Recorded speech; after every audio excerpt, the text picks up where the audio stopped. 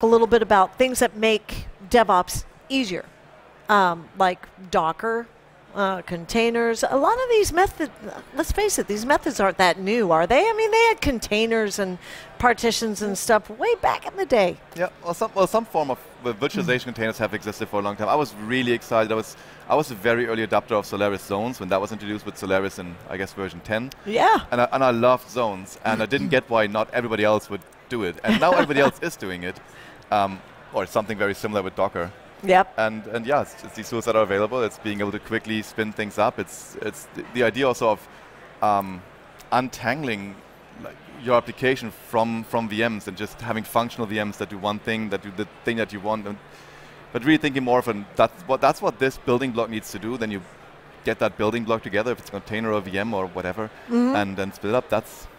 But yeah, that has been a long way coming, right? Because, like I said, Solaris 10 was announced more than 10 years ago. Yes. And zones have been around. Actually, my very first conference presentation was about our Solaris zones. Cool.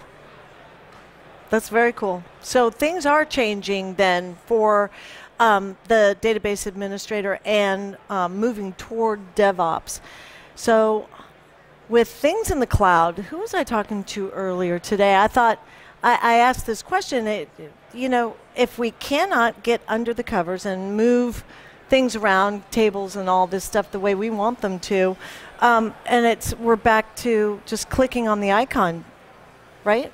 It's just, it doesn't feel like it's really going to get done, does it? It's a bit scary. You have to give something up, and you have to certainly have faith. Give up some control. Faith always helps, but I think it's giving up some control and just accepting that sometimes things also work in different ways than they have always worked. Right. And they do generally, and well, sometimes they don't, but sometimes they do. You just have to keep trying, and new things do come along. What's new with Pythian? Pythian, there's well, obviously we are focusing on so many different technology areas. That's Oracle used to be the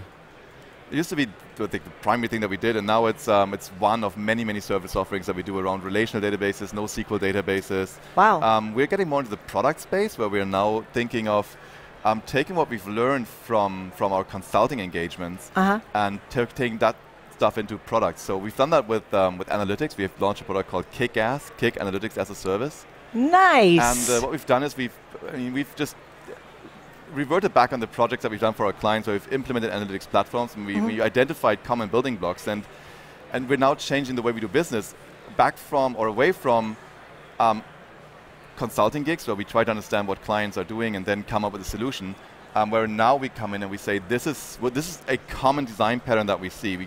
It's like a reference architecture. This is what we generally do.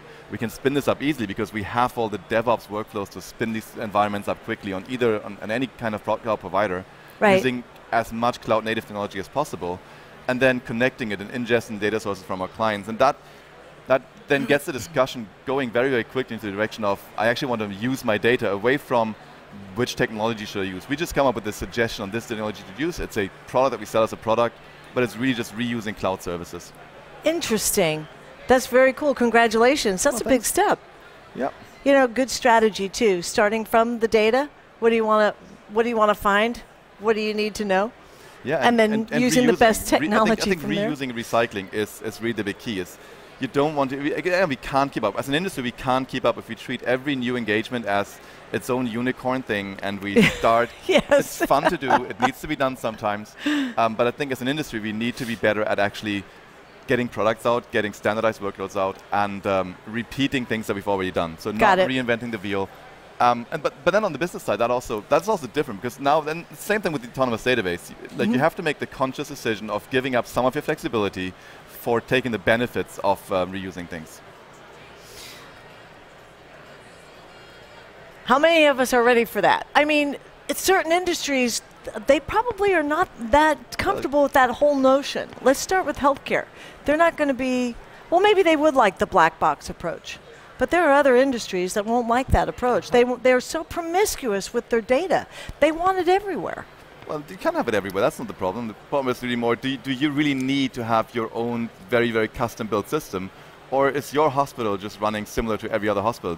Do you need special workflows just because somebody someday said, we will do something a little different, and then you hire a consulting company or a development company that implements this specific workflow?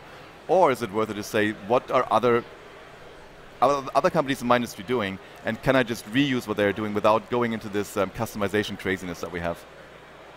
And also, let's face it, very few people are running IT because it's so much fun to run IT. Most people are actually doing business. Yeah, but how many businesses and industries set up their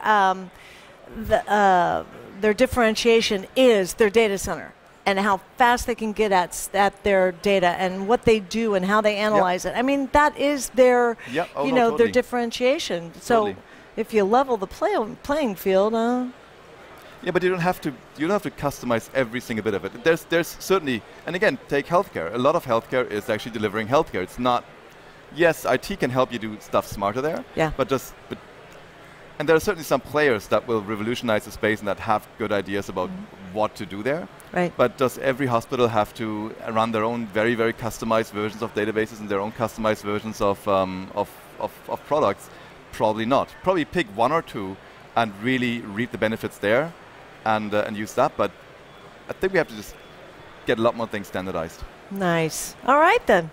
Well, food for thought, and we will be catching up with one another on the road during the year, I'm sure. I'm certain we will. I'm planning to attend a lot more Oracle Code events. These have been so fantastic. I've had the fortune of being at 2, which is not that many compared to how many there were.